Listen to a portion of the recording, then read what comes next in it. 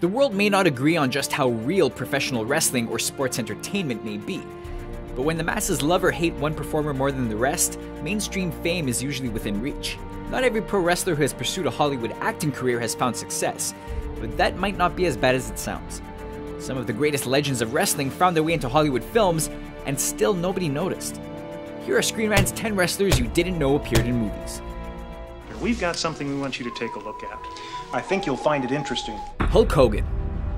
Sure, Hulk Hogan has made more appearances in Hollywood films than nearly any other wrestler before or since, but one of his strangest roles unfortunately slipped by plenty of younger moviegoers.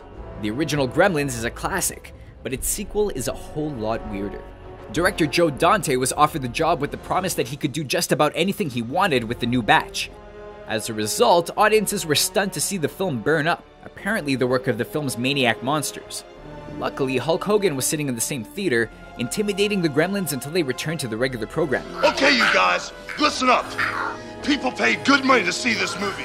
The cameo was strange and unexpected, but sadly was replaced in the home video release, depriving thousands of Hulkamaniacs from seeing it for themselves.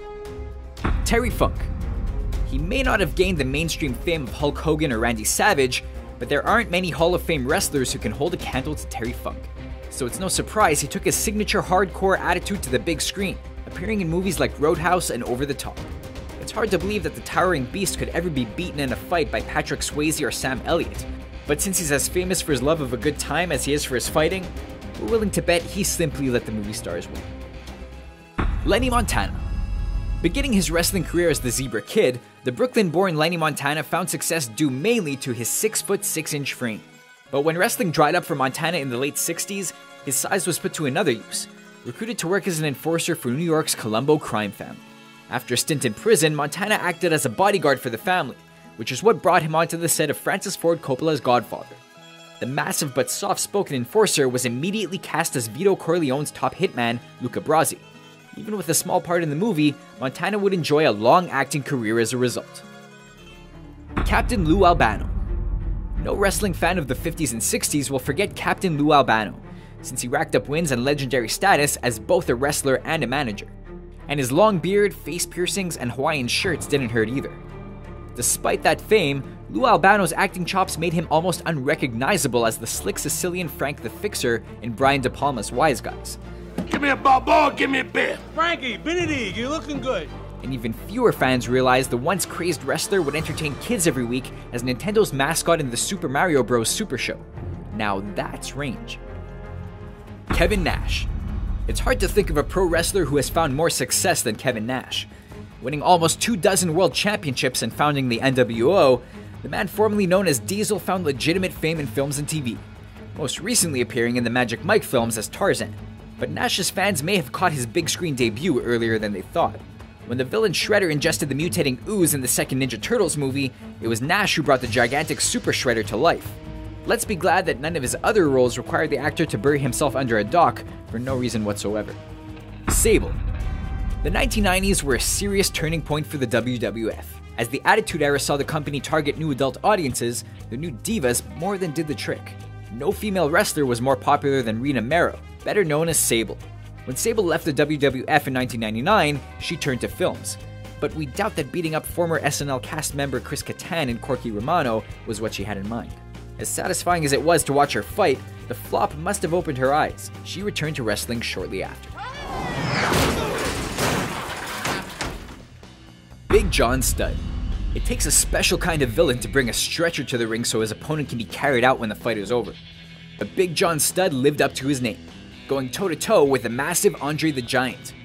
A monster heel that big would be hard to miss, but there are some wrestling fans who never saw one of his best roles. The Bruiser Jack Daniels in Harley Davidson and the Marlboro Man. The film was a bomb, but that didn't mean it's any less fun to watch Studd throw Mickey Rourke out a window. Since Rourke would play a pro wrestler 20 years later, we like to think Studd taught him a few tricks of the trade. George the Animal Steele. When Jim Myers started wrestling in his free time, it was only meant to help pay bills when he wasn't working as a high school wrestling and football coach. But when wrestling took off, Myers took the name of the Animal and wrestled for the next several decades. In a strange twist of fate, Steele also landed the role in Tim Burton's biopic of the enigmatic director Ed Wood, played by Johnny Depp. Steele was recruited to play the part of Wood's friend and collaborator Tor Johnson, who was himself a Swedish wrestler turned film actor.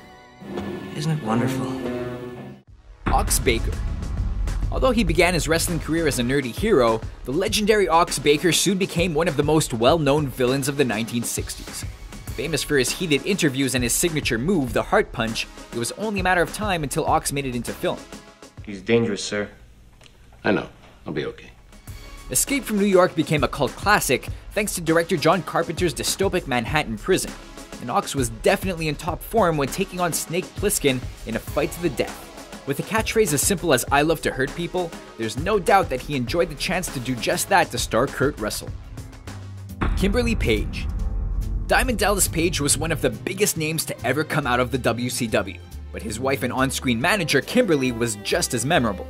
But wrestling fans would be forgiven if they didn't catch her surprise cameo in Judd Apatow's 40-Year-Old Virgin. Stepping into the spotlight thanks to a wardrobe malfunction at a speed dating event may not have been the return to fame she was hoping for, but it definitely makes her brief appearance hard to forget. Okay, so what did you think of our list? Did we miss any of your favorite memorable performances from wrestlers turned actors? Let us know in our comments section, and don't forget to subscribe to Screen Rant for more videos like this one.